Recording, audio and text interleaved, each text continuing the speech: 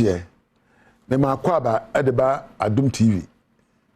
We dwumade we ye Nkuranhyensem na me a me di dwumade ho chia me. Uni me din da aboma ntie. Apostle Dr. Ni Tekotego wa kanokore e ampa na so din dey say. Mate onyame nhira o. Nyame nhira. Ba me din no twa ne tewa aka mepe. Wetu na ni Tekotego majo so ni ni o mama nkasa. Enti no ene so ye ba be kansem wa ya eta ya yo ana ya nyo ya empo ebu ya bamu na laachi ye betwe enkompo ahwe achi na ye no ye ho. Focusing on failures and on the past instead of your present opportunities. Focusing on your past, your failures and your mistakes instead of your present opportunities. It is true you have failed. All of us will fail one day. It is true you made a mistake. All of us made a mistake. You have not hurt anyone anyway. It is true you took a decision that brought you the wrong results. If you knew it was wrong, you didn't have taken it. Almost say ufati mo probi say obaya de bi. Na oya ade no anko yie. Enti de se wonim se de ye no a ka wo yo no se de ye no. Na esan se wonim ti no e na ye ne se de anko yie no. Almost say wo do mo obi na unsasi fom. Se wonim se de nipa na te a se kwa amfa wo do ama no. Eno nche se wo do asa. You took a decision and you got a consequence. It's not permanent. The bia no eko na de ntia enkoye ne se efiri wadwen proso. De ntia enkoye se oye odi na tumu. De ntia enkoye se ubobo hododo ena. Now you have grown beyond where you were yesterday. Learn to have wisdom to take the decisions you have to take today. Minia, and now they see, and now ebia 41 plus 8 years. And ebia when you're 48 plus 1 day. What ko anim nisa? Emina no enyina faako.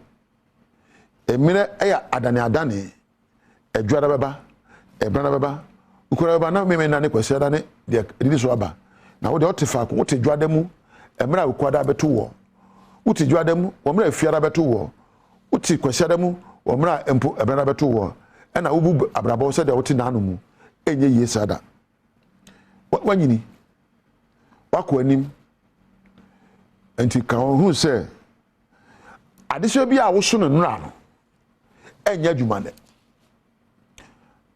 Woni mesi so no na ye mrantie ne wade be friend sideboard. Ye tomilo make ni sinapagumu ne da show. Na madam fu bi tuto bi sa emfe be mi no akiri. Obi sade ne so asai. Obi we so asai. What is sade na siwo ahwa ma asai. I expire. Sana brabo so tie. Ye wo nioma bi, ye wo suban bi, ye wo kasa bi, ye wo adwene bi a atwam a wo de gu adwene poso. En na ese wa brabo. The past. Apro na edi nwa wa brabo mu.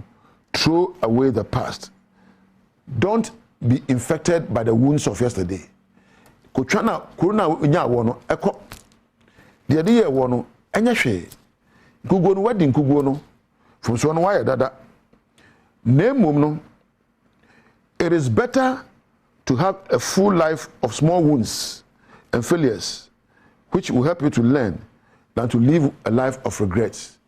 Me pese me ye bibi na madi nkugu sinse me nya hwe na mabu kompo akase me hu yanka.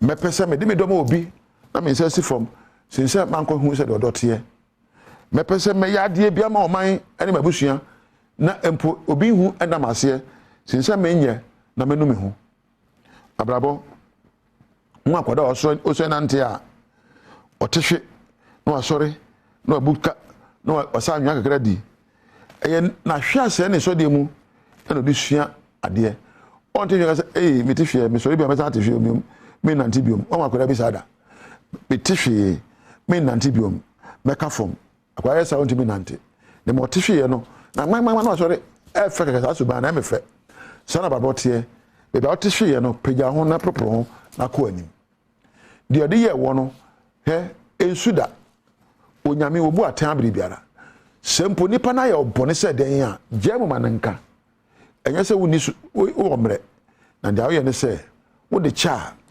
ena epagya wo ekura won sana ogobo hu a wan hwa ntimi nyoda me na baba wa bi a otimi semre me be ma we nti me ware biom da abrante bi so ka e ma ni subanti he obaba akone baba akone ye obone na mama nyina anye tie ankoye na no eno nkyere se enkoye biom.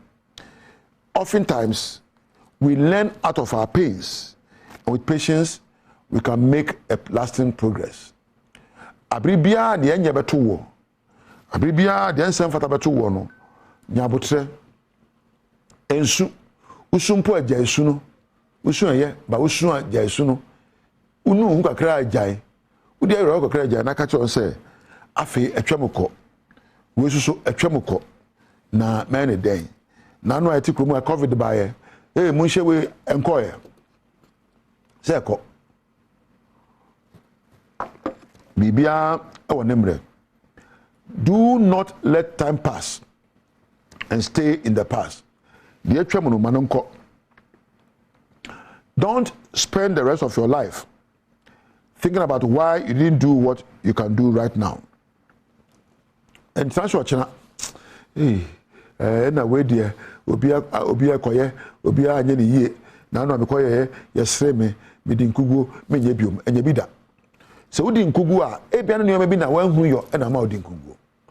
So wan hu kasapa ka ebia na kasa na hu hua ye na bibia nsi kwan so be hua kasa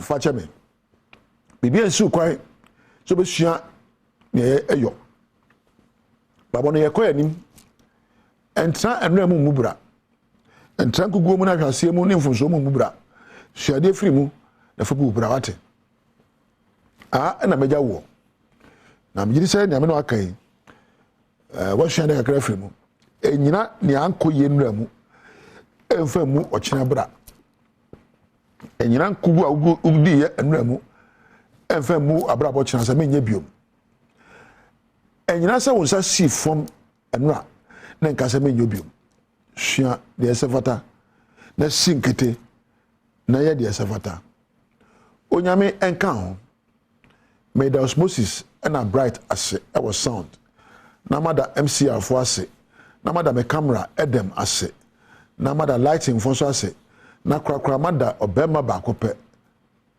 dachi ehne me da wase wa onya mere so hwe me me gidi se o hwe bibi ko so na hwe Adom TV na wo nyame entina